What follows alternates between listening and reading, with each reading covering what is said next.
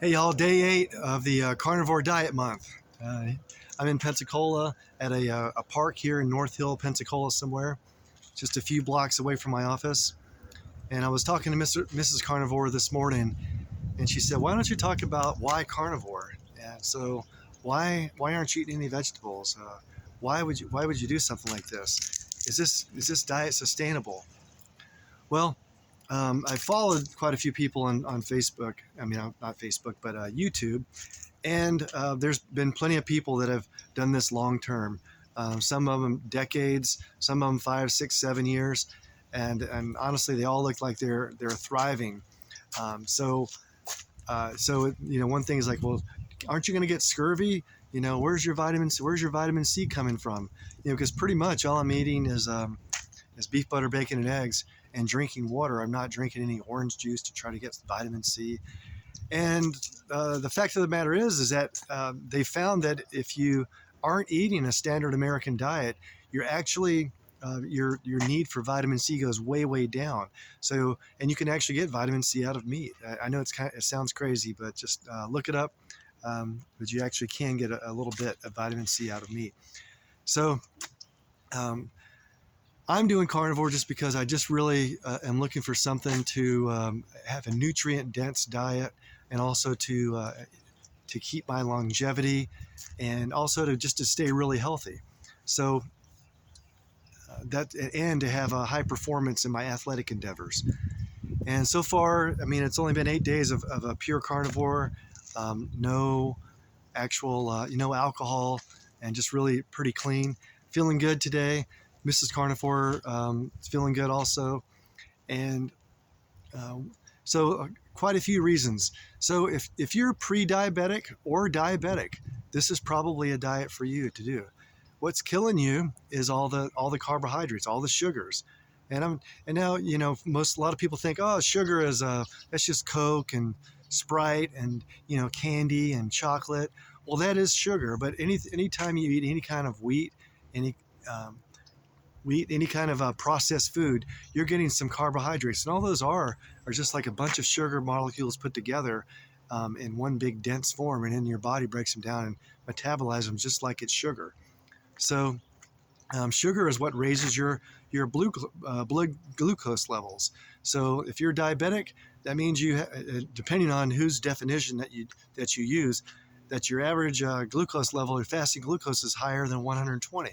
So but you really want that down in the 60s, 70s, or 80s, and that's and I've heard of blood glucose levels being up in the hundreds, like 5, 600, which is really crazy.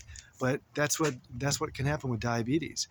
Um, Another thing is that a lot of people will have other issues that they can't even imagine is affecting them. So that their diet is affecting them. So one of them is like diverticulitis. If you do just a general scope on carnivore diet and diverticulitis, how that starts to clear up. And it's like, wait, how can that clear up?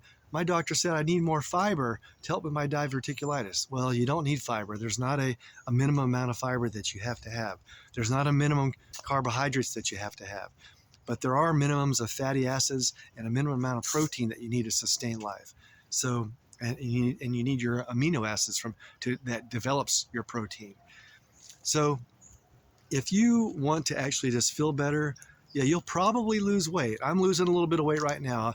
When I get to the one in front of my number on my scale, I'll let you know how many on that day that happens. But yeah, you'll probably lose weight because you're not going to be holding a lot of water. Just think of it this: holding water is inflammation. If you can just that's one thing. It's like, well, gosh, let me picture this. Inflammation is really like holding water in my body. If I can let go of that water, that's literally letting go of inflammation. Inflammation is just lots of water, lots of pressure there. So you got to get rid. Of course, there are people say, oh, you just lost some water weight. Well, yeah, you lost some water weight, but you lost a lot of inflammation too. So and a lot of researchers basically saying inflammation and the metabolic syndromes are really what's killing people and creating disease. So if you want to feel better, if you want to really literally like treat whatever issue that you have, and probably any issue can benefit from this. You can actually get a lot better, get a lot of nutrition in your body, get the proteins and the fats that you weren't getting before, and your body will respond. Some people, it literally responds eating one meal of meat, and some of the vegetarians, they eat one meal of meat. It's like, oh my gosh, this is amazing. It's like a light bulb just went off, and I'm just feel so great.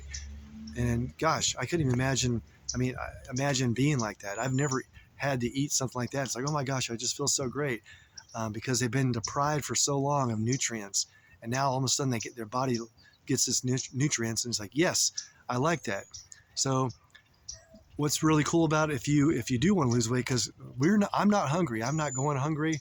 If I'm hungry, I'm eating, and I can eat until I'm full, and that's so freeing. I don't have to worry about trying to cut calories. There's just no reason for that.